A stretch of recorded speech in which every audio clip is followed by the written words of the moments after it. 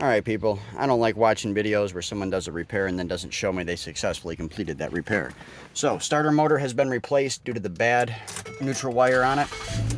Starts up just fine now. FYI, I've kept this vehicle running. Let me get to it.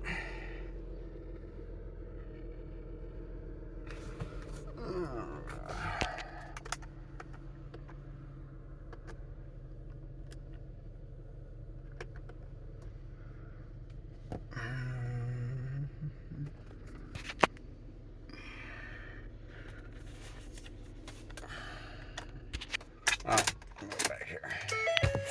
There you go. There's the mileage.